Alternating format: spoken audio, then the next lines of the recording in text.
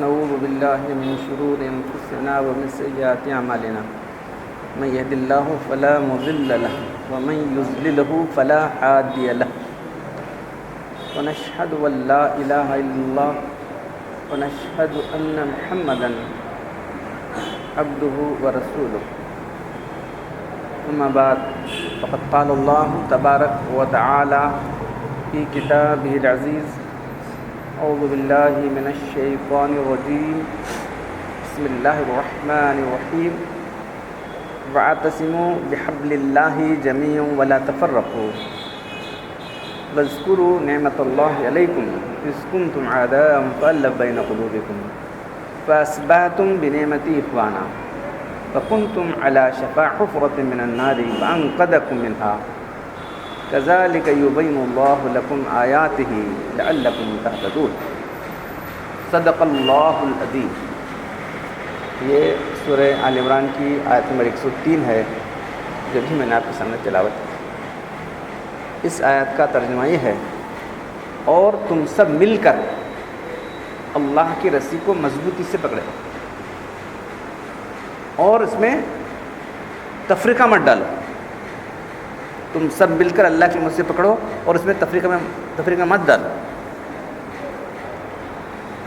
وَاذْكُرُوا نعمت اللہ علیکم اذ کنتم اعداء، تو پھر اس کے بعد اللہ تعالیٰ ان کو جو متحد ہو گئے تھے پرانا زمانہ جو ان کی جاہلت کا یاد دلا رہے ہیں، تم اللہ کی نعمت کرو، تم ایک دوسرے کے دشمن تھے اور اللہ تبارک و تعالیٰ نے اپنے فضل و کرم سے تم کو بھائی بھائی بنا دیا، اور پھر تم آگ سے بھرے ہوئے گڑھے کنارے کھڑے ہوئے تھے، آگ سے بھرا ہوا گڑھا تھا، جنہیں کافر تھے ادھر مر گئے کہ جہنم میں چلے گئے۔ وَكُنْتُمْ عَلَى شَفَا حُفْرَةٍ مِّنَ النَّارِ فَأَنْقَذَكُم مِّنْهَا، اللہ نے تم کو اسے بچا لیا۔ كَذَلِكَ يُبَيِّنُ اللَّهُ لَكُمْ آيَاتِهِ لَعَلَّكُمْ تَهْتَدُونَ، اس طرح اللہ تبارک و تعالیٰ اپنی آیتیں تمہیں کھول کھول کر بیان کرتا ہے تاکہ تم صحیح راستے پر چلتے رہو، تاکہ تم صحیح رہنمائی پاؤ۔ تو چند ایسی ہم باتیں میں آپ کو اس سے پہلے بیان کیا ہوں، پھر آپ کو بیان کرنے جا رہا ہوں۔ تو اللہ تبارک و تعالیٰ کہہ رہے ہیں کہ اللہ کی رسی کو مضبوطی سے پکڑو۔ اللہ کی رسی کیا ہے، سب سے ہم سوال ہے۔ تو احادیث میں آتا ہے، اللہ نے فرمایا، قرآن کے بارے میں فرمایا، وہ حبل اللہ المتین وہ ذکر الحکیم وہ صراط المستقیم، اللہ کی مضبوط رسی قرآن مجید ہے، اور یہی صراط مستقیم ہے، اور یہی اللہ تعالیٰ کا ذکر ہے، حکمت بھرا ذکر ہے، یہی ذکر حکمت بھرا ذکر یہی ہے، یہی جو ہے اللہ کی مضبوط رسی ہے، اسی کا راستہ۔ اب رسی کو پکڑنے کا مطلب کیا بولو؟ کوئی ایسی مادی رسی ہے کہ اس کو پکڑ لیں ہم لوگ تو نہیں، جب سیدھی سادھی بات ہے ایسی تو نہیں ہے، بلکہ وہ ایک معنوی رسی ہے۔ جیسا مثال کے طور پر رسی کو پکڑ لیتا ہے آدمی تو مضبوطی سے پکڑ لیتا ہے، تو اگر سارے لوگ مل کر پکڑیں، سارے لوگ ایک قطار میں آئیں گے نہیں، اور پھر گرنے سے بچے گا۔ اگر وہ رسی جو ہے کسی گڑھے میں چھوڑ دی گئی ہے، پکڑے گا اوپر آ جائے گا۔ تو رسی سے مراد یہاں اللہ کی کتاب ہے، تو اس کو مضبوطی سے پکڑنے کا مطلب کیا ہے؟ اس پر عمل کرنا ہے، اس پر عمل کرنا ہے۔ اب عمل کرنے کے لیے سمجھنا ضروری ہے، تو کیا ہر آدمی اپنا اپنا سمجھ نکالنا شروع کر دے گا؟ انہوں ایک سمجھ رہے ہیں، انہوں ایک سمجھ رہے ہیں، پھر اور کیا ہوگا؟ اور بھی اختلاف ہو جائے گا۔ انہوں ایک سمجھ رہے ہیں اللہ کی کتاب ہے صاحب، اللہ کی کتاب مضبوط سے پکڑنا ہے، اور مضبوط سے پکڑنے کا مطلب اس پر عمل کے ساتھ مضبوط سے جمے رہنا ہے۔ عمل کے ساتھ عمل کیسا ہو؟ استقامت کے ساتھ عمل کرنا ہے۔ مضبوطی سے پکڑنے کا مطلب اللہ کی کتاب پر استقامت کے ساتھ عمل کرنا ہے۔ اب اس کو عمل کرنے کے لیے سمجھنا بھی ضروری ہے کہ نہیں؟ بتاؤ کیسے سمجھیں گے بھائی؟ انہیں ایک سمجھ رہے ہیں، میں اللہ کی کتاب میں سمجھتا ہوں، تو ایسا ہو سکتا ہے کہ اگر ایسا بالفرض ہو جائے اور اختلافات پھیل جائیں گے، ان کی ایک سمجھ بول رہی، ان کی ایک سمجھ نہیں، ہر ایک کی سمجھ الگ الگ ہو جائے گی۔ تو اللہ تعالیٰ نے جو ہمارا اللہ تعالیٰ ہی صراط مستقیم دکھانے والے ہیں، اللہ تعالیٰ نے ایسا طریقہ اختیار نہیں کیا۔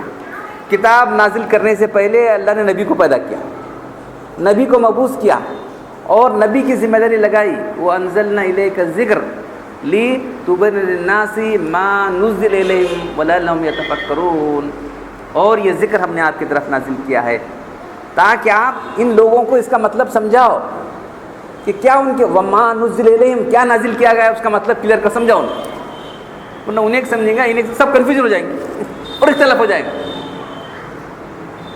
کتاب کی وجہ سے اختلاف ہو جائے گا، کتاب اس لیے کہ اختلاف نہ ہو، لیکن اگر کتاب کو اپنی طرف سمجھیں گے اختلاف ہو جائے گا۔ تو اچھی طرح یاد رکھو، اختلاف کرنے کا ایک ہم سب کتاب میں اپنے خیالات کو پیدا کرنا ہے، کتاب کے اندر اپنے خیالات کو پڑھنا ہے۔ کتاب سمجھانے کی ذمہ داری کس کی تھی؟ نبی صلی اللہ علیہ وسلم کی ذمہ داری تھی کہ وہ اس کتاب کا مطلب سمجھائیں۔ اللہ کی طرف سے آیت کی ذمہ داری تھی، یہ بھی کتاب لا کے پہنچانا تھا، ویسے ہی سمجھانے کی ذمہ داری بھی تھی۔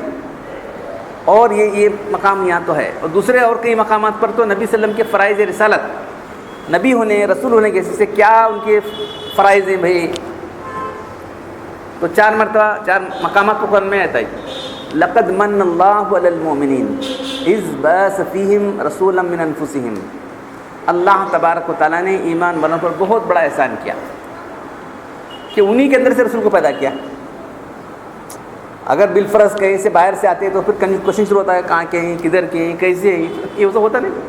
کوئی آدمی آ کے بولا ہے کہاں والا ایسا بھی نہیں، کیا بول رہے جی دیکھو انہیں،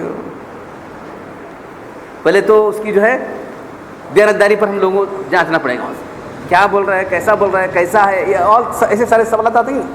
تو اللہ تعالیٰ کہ لقد من اللہ علی المؤمنین اذ بعث فیہم رسولا، انہی کے اندر ان کے جانوں سے، ان کے ماحول کے اندر سے، انہی کے اندر سے پیدا ہوئے تھے اللہ کے رسول، سب جانتے بوجھتے تھے ان کے بارے میں، کس کے بیٹے ہیں، کس کے پوتے ہیں، ہاں کس خاندان سے ہیں، سب لوگ جاننے والے تھے۔ اذ بعث فیہم رسولا من انفسہم، اب کیا کر رہے ہیں آگے، یتلو علیہم آیاتی ویزکیہم ویعلمہم الکتاب والحکمت، 4 فریضے بیان کر رہے ہیں اللہ کے رسول کے، کہ کتاب کی آیتوں کی تلاوت کر کے سنا رہے ہیں ان لوگوں کو، ان کا تزکیہ کر رہے ہیں، کتاب کی تعلیم دے رہے ہیں، اور دین کے احکام سکھا رہے ہیں۔ یہ 4 کے اندر تو 3 تو صرف کتاب اللہ کے بارے میں، یتلو علیہم آیاتی، کتاب کی تو جیسا اللہ کی تلاوت کی ویسے تلاوت کرنا ہے ہم لوگوں کو، کچھ ایسا ویسا سمجھنا، ایسا ویسا پڑھنا بھی نہیں ہے، تو جیسا اللہ کی نے تلاوت کی ہے ویسے ہی طریقے سے ہم کو تلاوت کرنا ہے، جیسا آپ نے پڑھا ہے۔ تو جو قرأت کا اختلاف بھی اسی وجہ سے تھا، جو قرأت میں اختلاف ہوا تو اللہ کے رسول جو ہے اس طرح سے پڑھے تھے، کبھی اس طرح سے پڑھے تھے، کر کے معلوم ہے مالک ہے، ملک، دونوں کے معنی مالک یوم الدین، ملک یوم الدین، تو وہ روایت بھی اللہ کے رسول جو ہے ریکارڈ کی گئی، وہ بھی اللہ کے رسول سے پڑھا تھا کبھی۔ تو یتلو علیہم آیاتی ایک، تو پھر اس کے بعد یعلم الکتاب والحکمت، کتاب کی تعلیم دے رہے اور کتاب کے احکام سکھا رہے۔ 3 فریضے تو صرف کتاب اللہ کے ساتھ جڑے ہوئے ہیں۔ تو اللہ کا مین کام کیا تھا؟ کتاب اللہ کی تلاوت کرنا، کتاب اللہ کے احکام کو سکھانا، اس کے جو ہے مطلب سمجھانا۔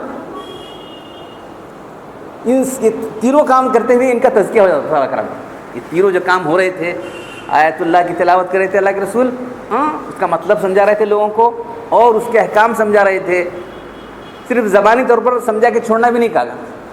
لقد کان لکم فی رسول اللہ اسوۃ حسنہ، تمہارے لیے اللہ کے رسول ایک ماڈل نمونہ ہے۔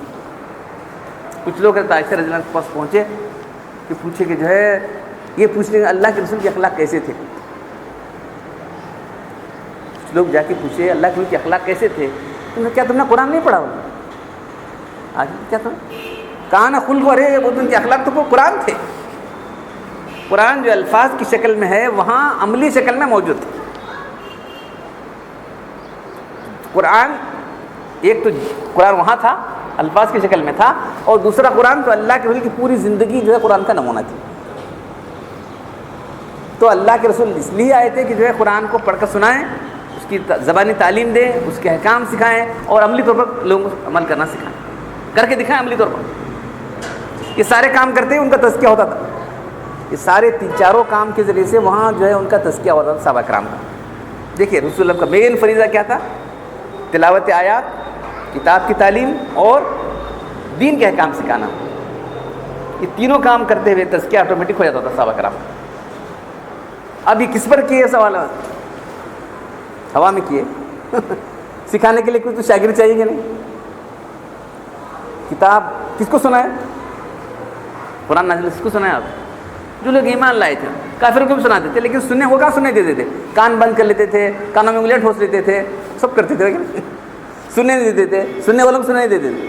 لا تسمعوا هذا القرآن والغوا فيه، قرآن کو مت سنو، آواز پکارے کرو، وہ ان کا تھا کافروں کا.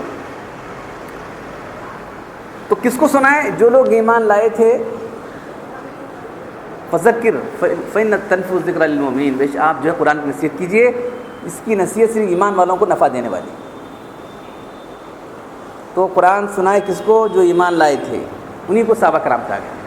کتاب کی تعلیم کس کو دی؟ صحابہ کرام کو دی. دین کے احکام کس کو سکھائے؟ صحابہ کرام کو سکھائے. اور وہ آپ ایسے معلم تھے تو شاگرد کیسے ہو سکتے؟ وہ بھی اسی لیول کے تھے. کیا استاد تو اعلیٰ درجے کے، شاگرد بالکل نکم میں ناکارہ ہو سکتے؟ نہیں ہو سکتے. اللہ تعالیٰ نے ان کو چن لیا تھا صحابہ کرام کو. تو اب تک جو بات آئی ہے کہ اللہ کی کتاب سے مراد، اللہ کی رسول سے مراد اللہ کی کتاب، اس کو موضوع سے پکڑنے کا مطلب کیا ہوا؟ اس پر ثابت قدمی سے عمل کرنا ہے، ثابت قدمی کے ساتھ پورے طور پر عمل کرنا ہے اللہ کی کتاب. تو عمل کرنے کے لیے سمجھنا ضروری ہے. سمجھنے کے لیے کیسا سمجھنا؟ جیسا اللہ کے رسول ویسا سمجھو، جیسا اللہ کے رسول سمجھا. تو اپنی سمجھ سے مت سمجھو. اختلاف یہاں ہوا، انہیں اپنی سمجھ لگا، انہیں سمجھ لگا، انہیں وہ آئیڈیا ڈالا، اس میں وہ آئیڈیا ڈالا، تمہارے باہر کے آئیڈیا ڈال کو وہاں تم گڑبڑ کرو. اللہ کے رسول نے کیا سمجھایا؟ اب یہ مطلب کس کو سمجھایا؟ صحابہ کرام کو سمجھایا. تو قرآن سمجھنا ہے اللہ کے رسول سے سمجھو، صحابہ کرام سے سمجھو. ہے کہ نہیں؟ دیکھو جو نتائج میں آپ سامنے پیش کر رہا ہوں، یہ آپ ہر آدمی قبول کرتا ہے کہ نہیں؟ دیکھو جن پر قرآن نازل ہوا تھا انہوں نے قرآن سمجھایا کس کو، اور یہ اللہ نے ذمہ داری لگائی تھی. یہ چپ آفیشیل چیز نہیں تھی، اختیاری چیز نہیں تھی، بلکہ ذمہ داری تھی نبی صلی اللہ علیہ وسلم کی، جو ہے سمجھاؤ، پہنچاؤ بھی اور سمجھاؤ بھی. بلغ ما انزل الیک، جو آپ پر نازل کیا صاحب پہنچا دو. پہنچا کو لے میں تمہارا دیا تمہیں کیا کرتے کر لو، ایسا نہیں کیا. جو لوگوں نے وہ سمجھا غلطی سے، کیا ان کا کیا اللہ دیے ہو گیا، ان چلے گئے پوسٹ میں، نعوذ باللہ. سمجھانے کی ذمہ داری تھی اللہ کی لی تبین للناس ما نزل الیہم ولعلہم یتفکرون، تاکہ آپ اس کا مطلب جو ہے ان کو سمجھائیں، واضح کر دیں، کلیئر کر دیں جو کچھ ان کے پاس ان پر نازل کیا گیا ہے. پھر آگے بعد وہ غور و فکر کرتے ہیں کتاب کے اندر. تو نبی صلی اللہ علیہ وسلم نے جن لوگوں کو قرآن کی تعلیم دی، قرآن پڑھ کر سنایا، قرآن کے احکام سکھائے، وہ صحابہ کرام رضوان اللہ تعالی علیہم اجمعین تھے. تو قرآن کو سمجھنا ہے. تو صحابہ کرام سمجھ سکتے کہ ذرا بتاؤ مجھے، اللہ کے لیے سمجھائے وہ ٹھیک ہے، سب اللہ کے لیے سمجھائے کرے وہ سب مانتے ہیں. کس کو سمجھائے؟ صحابہ کرام. ان کو بازو نکال کو قرآن سمجھ سکتے ہیں آپ؟ پھر کیسی تمہاری ارادہ نہیں، ذرا دیکھو. ان کو نکال کر پھینک دیا، ان پر تنقید کرنا شروع کر دی، ان پر اعتراضات گھڑنے شروع کر دیے. تو ہمارے میں جو کتاب لکھا ہوں اس میں وہی بات ہے کہ صحابہ کرام ہمارے لیے حجت، صحابہ کرام کا قول ہمارے لیے حجت ہے، صحابہ کرام کا عمل ہمارے لیے حجت ہے. کیونکہ اللہ کے رسول کی تربیت یافتہ ہیں. اللہ کے رسول صحابی یعنی جو ساتھ رہا، صحابی جو ہے ساتھ رہنے والے کو کہتے ہیں. تو صحابہ کرام جو آپ کے ساتھ تھے، براہ راست اللہ کے قرآن کو سنے، براہ راست قرآن کو سیکھا، براہ راست عمل کرنا سیکھا، براہ راست دین کے احکام سیکھے وہ لوگ. سمجھے آپ؟ تو اگر ہم ان کو نکال کر پھینک دیں گے، قرآن کو سمجھیں گے؟ بتاؤ مجھے، سمجھ سکتے؟ ارے جو ڈائریکٹ اللہ کو سمجھے ان کو تو میں نے نکال دیے، تم کیسے سمجھ سکتے؟ بولو. پھر تمہاری سمجھ آئی. اختلاف کہاں ہو رہا ہے؟ دیکھو یہ اپنی سمجھ لڑانے سے اختلاف ہو رہا ہے. جو طریقہ اللہ تعالیٰ نے اختیار کیا ہے امت تک ہدایت پہنچنے کا، اس کو تم نے چھوڑ دیا. بس جو طریقہ اللہ نے قرآن، اللہ کی رسی قرآن ہے، قرآن پر مضبوطی سے پکڑنے کا مطلب اس پر عمل کرنا ہے، اس کے عمل پر جمے رہنا ہے.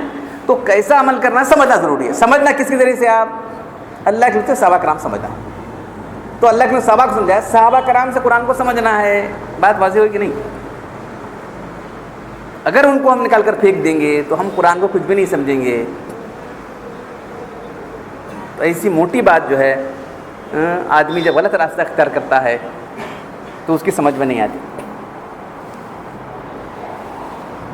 تو میں سمجھتا ہوں اللہ کی رسی کو مضبوط پکڑنے کا مطلب اللہ کی کتاب پر عمل کرنا ہے، مضبوطی سے عمل کرنا ہے، اور اس کے لیے سمجھنا ضروری ہے۔ سمجھنے کے لیے صحابہ کرام کو واسطہ بنانا پڑے گا آپ کو، اس کو واسطے گھٹا دیں گے تو آپ قرآن کو نہیں سمجھیں گے۔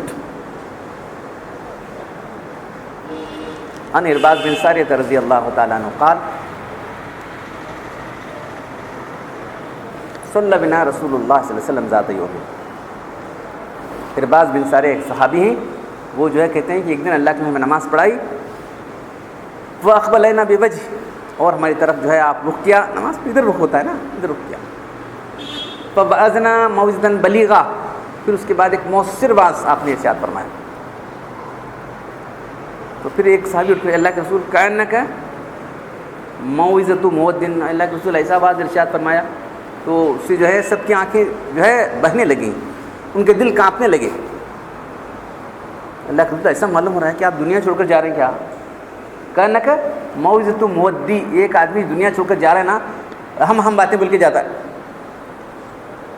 ایسا معلوم ہو رہا ہے کہ آپ دنیا چھوڑ کر جا رہے ہیں، ایسا واعظ آپ نے ارشاد فرمایا، ہمارے دل تو کانپ رہے ہیں، اللہ کے کچھ اور بول دیجیے، پتہ نہیں، پھر ایسا معلوم ہو رہا ہے دنیا سے جا رہے ہیں آپ، فاوصینا، اور کچھ اہم باتیں بول دیجیے، وصیت کہتے ہیں اہم باتوں، فاوصینا، آپ وصیت کیجیے ہم۔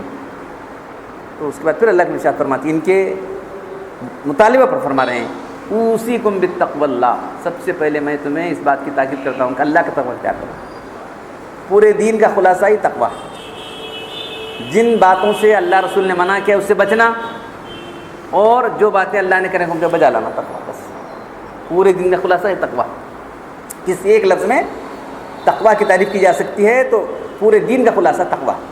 اوصیکم بالتقوی اللہ، میں تمہیں اللہ کا تقوی کرنے کی وصیت کرتا ہوں، تاکید کرتا ہوں۔ والسمع والطاعۃ، اور سنو اور اطاعت کرو جو تمہیں امیر بنا جاتا ہے، ولو کان عبدا حبشیا، چاہے وہ حبشی غلامی کیوں نہ ہو، ان کو حقیر سمجھتے تھا نا، اس لیے فرمایا کسی کی اطاعت بھی اس وقت تک کی جائے گی، امیر کی اطاعت، جب تک وہ شرک کے خلاف کوئی بات نہیں کہتا۔ انما الطاعۃ فی المعروف، کسی کی اطاعت جو ہے اگر وہ شرک کے خلاف کوئی بات کہتا ہے تو اس کی بات میں مار دی جائے گی، کبھی اطاعت نہیں کی جائے گی، کسی کی بھی ہو۔ تو بات تو آگے کسی اور جگہ اللہ کے نے فرمائی تھی، یہاں اس کو یاد کرنے کی ضرورت نہیں تھی۔ پھر اس کے بعد فرمایا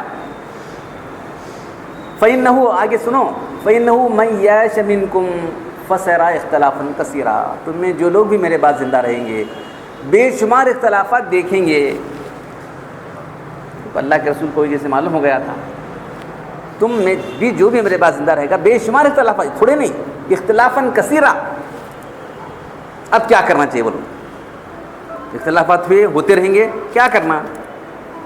اس کا حل بتا، علیکم بسنتی وسنتی خلفاء الراشدین المہدیین، تم مضبوطی سے پکڑو میری سنت کو اور میرے خلفاء راشدین، راشد کے معنی نیک، مہدیین جن کو ہدایت دی گئی تھی، ہادی ہدایت کرنے والا، مہدیین ہیں جن کی ہدایت rightly guided, they were pious and rightly guided تھے وہ صحابہ کرام۔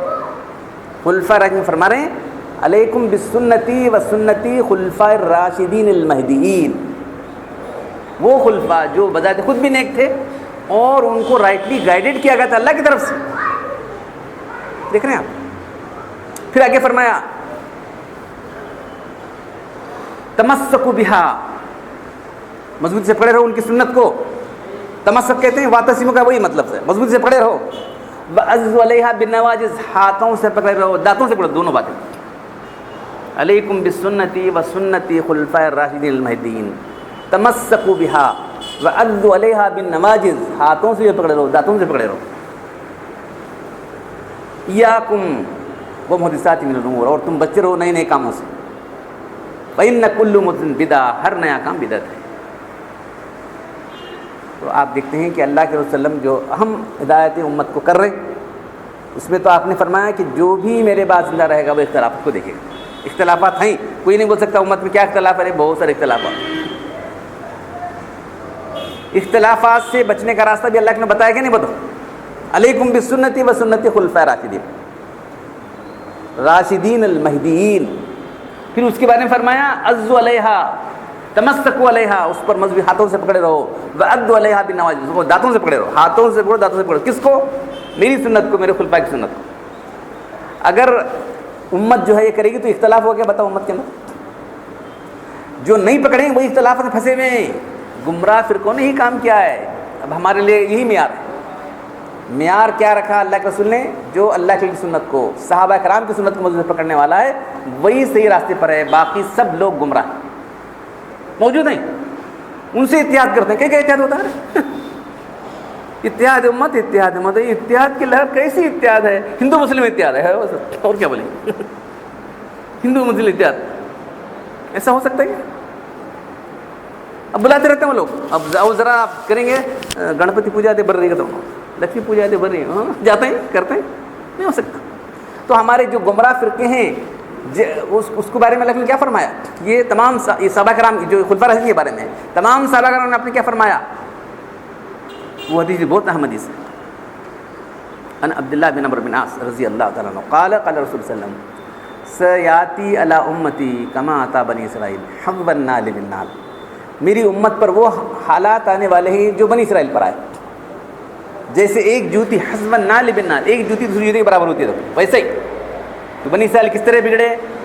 تو اللہ تعالیٰ نے اپنی کتاب کے اندر بہت تفصیل سے بیان کیا بنی اسرائیل کا بگاڑ کیسے ہوا. وَإِنْ كَانَ مِنْهُمْ أَتَى أُمَّهُ عَلَانِيَةً لَكَانَ مِنْ أُمَّتِي مَن يَصْنَعُ ذَلِكَ. اگر ان میں سے کوئی آدمی اپنی ماں کے ساتھ بدکاری کی ہو تو میری امت میں ایسے لوگ ہوں گے. پھر اللہ نے فرمایا تفرقت بنی اسرائیل علی سنتین و سبعین ملہ. بنی اسرائیل 72 فرقوں میں تقسیم ہو گئی. وتفترق ملی آگے فرما رہے ہیں، ابھی تو اس وقت تو نہیں تھا، ایک بھی فرقہ نہیں تھا نا. اللہ کے فرمایا تفترق امتی علی 30 و 70 ملہ، اور میری امت 73 فرقوں میں تقسیم ہو گئی. کلہم فی النار. کیوں بول رہے ہیں انہیں جہنم میں جائیں گے؟ ہم بول رہے ہیں کسی کو مت بولو گے تو بول رہا ہوں انہیں جہنمی ہے، تجھے مت بولو. ارے اللہ کے بول رہے ہیں بیوقوف، ہم کیوں بولتے؟ تمہیں جنت میں بھیجنے والے کیا اسے جہنم میں بھیجنے والے؟ کہ ہم نہیں بھیج رہے ہیں، اللہ کے لیے بھیج رہے ہیں تم کو جہنم میں. کلہم فی النار الا ملۃ واحدہ، سوائے ایک فرقے. کون سا فرقہ؟ ما انا علیہ واصحابی، جو میرے اور میرے صحابہ کے طریقے پر ہے. سمجھے آپ؟ حدیث کلیئر ہوئی کہ نہیں؟ سارے 72 فرقے جہنم میں جانے والے ہیں، یہ ہم نہیں بول رہے ہیں. ہمارا کیا اختیار ہے جہنم میں ڈالے گا تم کو؟ مت بولو کسی کو جہنم میں مت بولو. بول رہا ہوں گمراہ آدمی بول رہا ہے، وہی گمراہ لیڈر بول رہا ہے کسی کو جہنم میں مت بولو. وہاں کیا ہوتا کیا ہوتا یہاں جو ہوتا سب معلوم ہو گئے. یہ اللہ کے بولے سے الفاظ ہیں، ہمارے الفاظ ہیں کیا؟ بولو ہم تم کو بول رہے ہیں کیا بھائی تم جہنم میں جا رہے ہیں؟ اللہ کے بول رہے ہیں کلہم فی النار. کس کے الفاظ ہیں یہ؟ اللہ الا ملۃ واحدہ، سوائے ایک فرقے کے. کون سا فرقہ؟ جو میرے اور میرے صحابہ کے طریقے پر ہے. تو معیار حق کی کسوٹی کیا ہے؟ وہ عقیدہ رکھو جو اللہ کے رسول کا صحابہ کرام کا تھا، وہ عمل کرو جو اللہ کے رسول کا صحابہ کرام کا تھا. بس سمجھیے آپ بات. حق کیا ہے اور باطل کیا ہے. ہمیں وہ عقیدہ رکھنا ہے جو صحابہ کرام کا اللہ کے رسول تھا، وہ عمل کرنا ہے جو اللہ کے صحابہ کرام تھا. اگر اس سے ہٹیں گے تو ہم گمراہ ہو جائیں گے. تو میں سمجھتا ہوں یہ بات جو ہے پوری طرح آپ لوگوں پر واضح ہوئی. واضح کرتے رہے ہم لوگ. تو الحمدللہ ہم نے جو کتاب لکھی ہے اس میں یہی بات ہے، تفصیل کے ساتھ ہے. اور ان لوگوں پر ہم نے حجت تمام کر دی. تمہارے سامنے ہمارے سامنے کیا بولتے ہیں ان کے سامنے بٹھا کے بولا. یہ باتیں جو ہے ہم نے جتنے گمراہ فرقے ہیں سب کے سامنے بالکل اعلان رکھی. تو اب صحیح راستہ کیا ہے آپ کو معلوم ہوا. اختلافات کرنے والے اس سے ہٹنے والے تو قرآن کے اندر اپنے خیالات ڈالو. قرآن کو تم سمجھو، اللہ کے رسول سے صحابہ کرام سمجھنے تیار نہیں. انہوں صحابہ کیا کرنا لے کہتے بول رہا کھلا بول رہے ہیں صحابہ لے کیا کرنا جی کہتے بول رہا. انہوں نے بولے کہ صحابہ کرام ایسے کیا صحابہ کھلا رہے ہیں کہ معلوم نہیں. صحابہ کرام فضائل ہم نے بیان کی. کیا کہ صحابہ کرام کھڑے بیٹھے سب کیا کرنا صحابہ کرام. ارے تیری دیوانے بیوقوف کون عمر کر رہا ہے وہاں سے. ہمارے سامنے کر رہے پیچھے کی بات نہیں ہے. بولے کس کی سنی سنی بات نہیں. ہمارے سامنے عمر کون؟ لو کان باجن من کان عمر الخطاب. میرے بعد کوئی نبی ہوتا تو عمر ہوتے رضی اللہ تعالیٰ. عمر کون ہے بیٹے؟ ایسا بول رہے.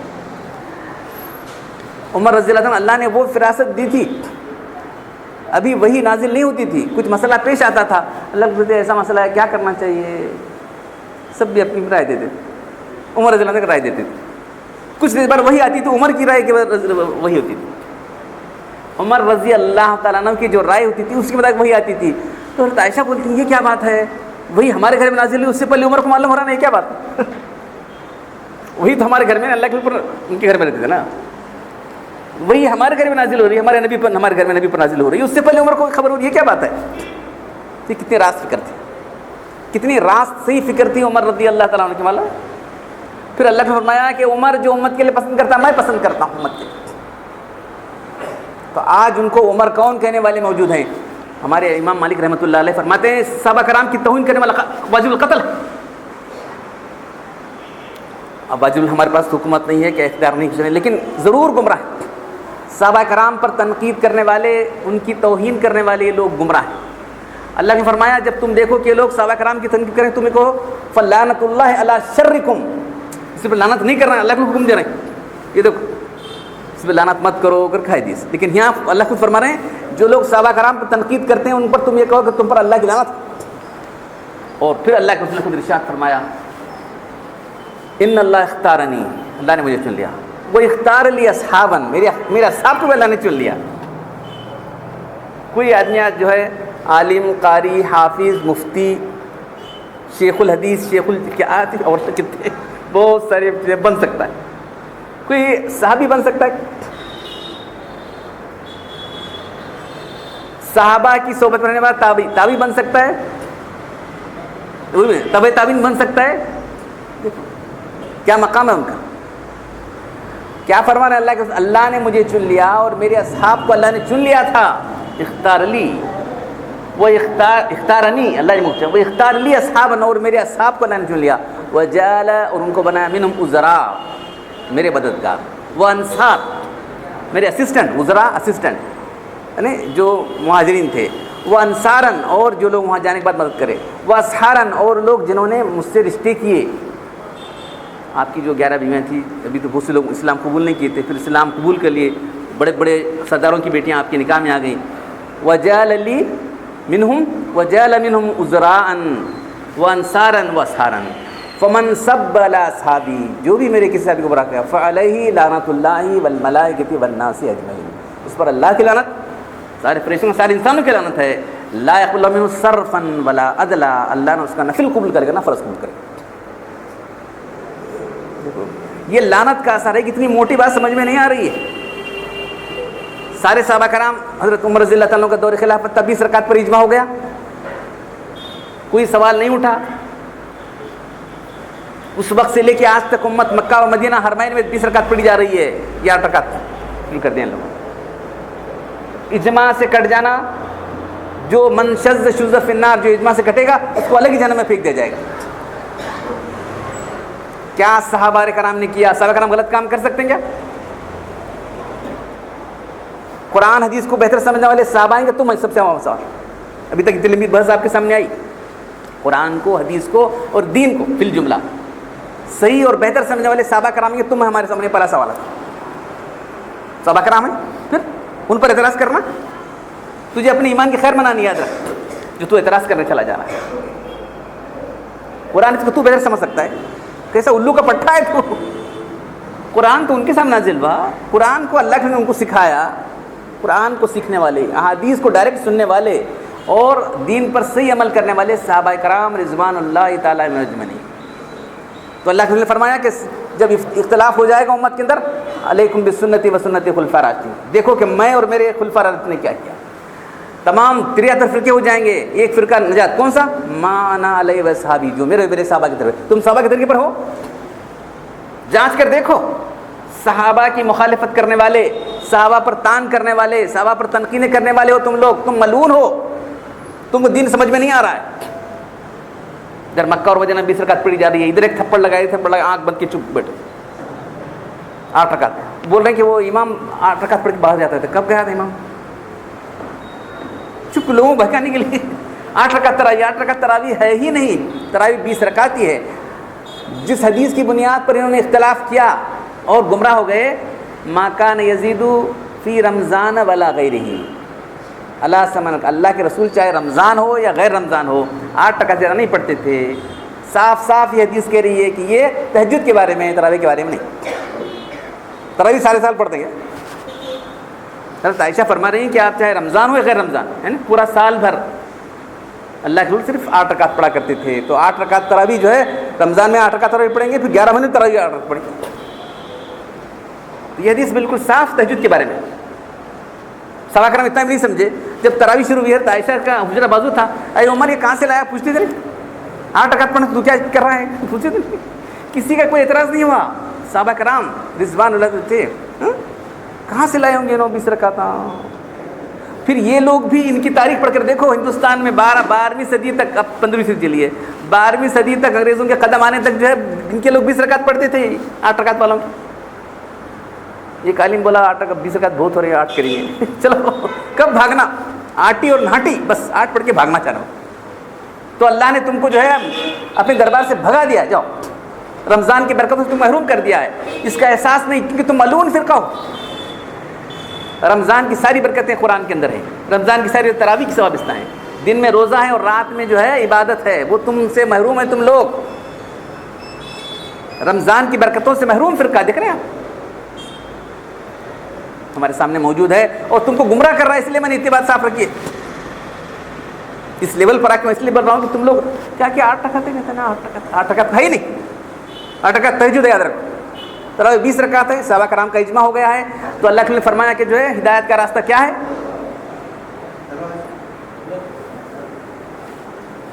ہدایت کا راستہ اللہ کے صحابہ کرام کا راستہ, ہدایت کا راستہ اللہ کے وسلم کا اور خلفاء راشدین کا راستہ ہے. سمجھے آپ؟ تو جو صحابہ کرام کی مخالفت کرنے والے ہیں ان پر لعنت ہے. ملعون فرقہ, ملعون کے معنی کیا ہے, اللہ کے رحمت سے دور ہے. تو اس کے اثرات بھی ہوتے ہیں. کیا ہوتے ہیں, دین صحیح سمجھ میں نہیں آتا آدمی. کیا اتنی موٹی بات سمجھ نہیں آتی, ایک عام آدمی سمجھ رہا ہے. ہاں کیوں سمجھ میں نہیں آ رہا ہے, یہ ملعون فرقے یاد رکھو. لعنت ہے کیا نظر آ رہی, کیا نظر آتی نہیں, کیا کافر کسی پر سنگ ہوتے ہیں, اس کی بات سے, اس کے عمل سے معلوم ہوتا ہے. ان کی باتوں سے, ان کے عمل سے جو چیز ظاہر ہو رہی ہے, اور لعنت, تو لعنت تمہارے دوستاں ہوتے ہیں, تمہارے بیٹیاں لینا دینا, اس پہ اللہ نے منع فرمایا, ولا تواکلہم, ان کے ساتھ کھانا پینا بند کرو, ولا تشاربہم ولا تجالسہم ولا تناکر, تم ان سے ملنا جلنا کر دو گے, ان کے ناطے تم آ جاؤ گے بلا تکلف. بیٹیاں دے رہی ہیں, لے رہی ہیں, کھا رہی ہیں, پی رہی ہیں, ایسے کمبخت لوگوں کے ساتھ ملون کے ساتھ, تم پر لعنت آ رہی ہے, تم لعنت میں گرفتار ہو رہے ہو. دوسری حدیث کے اندر ہے, جو فرقہ صحابہ کرام کی جو ہے توہین کرنے والا ہے, ولا تجالسوا, مت بیٹھو تم, ولا تواکل, کھانا پینا مت کرو, ولا تشاربہم ولا تناکحہم, ان کے ساتھ بیٹا بیٹی لینا دینا مت کرو. کیا کرنا سر, بیٹی بیٹی دے دیا میں, وہ چلو ملعون ہو گیا تو بھی. وہ ملعون تھے, تو بھی ملعون ہو گیا. کیا کرنا, چھوکرا اچھا کو دیا میں. ان کے ساتھ مناکحت مت کرو, بیٹا بیٹی کا لینا دینا مت کرو, کھانا پینا مت کرو. یہ گمراہ فرقہ ہے. امام حرمین فرماتے ہیں جو اجماع کا انکار کرنے والے کافر ہیں. کافر کسی پر سنگ تو نہیں ہوتے, اس کے عمل سے, اس کے عقیدے سے معلوم ہوتا. تو 8 رکعت پڑھنے والے جو اجماع کا انکار کرنے والے ہیں, صرف 8 رکعت پڑھ رہے ہیں, نہیں بول رہا ہوں, اجماع کا انکار کرنے والے اس لیے کافر ہیں. ہم کو کیا یہ نہیں مل رہا ہے کہ جو ہے بہت بڑا تمغہ نہیں دے رہے لوگ, ہم صرف حق بات کیا آپ کے سامنے رکھ دیں. ہم کافر بنا رہے نہیں, بتا رہے ہیں, یاد رکھو. وہ کافر بن چکے ہیں, بننے والے وہ ہیں, ہم بتانے والے ہیں, یاد رکھو. اب کوئی بیمار ہے تو ٹی بی بولے تو ڈاکٹر صاحب مجھے ٹی بی کر, صاحب مجھے بیمار بنا دیا, بولو ہمیں بیمار بنائے نہیں, بات تو پہلے بیمار ہے کہ نہیں بول رہے ہیں اسے. تجھے شوگر کی بیماری ہے, دیکھیے چیک اپ کر, بولے تجھے شوگر ہے, ڈاکٹر صاحب مجھے ڈائبٹیز بنا چھوڑ تھا, میں کی ڈاکٹر بنا دے, تیرے رپورٹ دیکھو, بول رہا ہوں میں کیا کرا دے. تو ان کی رپورٹ دیکھیں, ہم بول رہے ہیں کہ یہ لوگ جو ہے ملعون ہیں, گمراہ ہیں, کافر ہیں.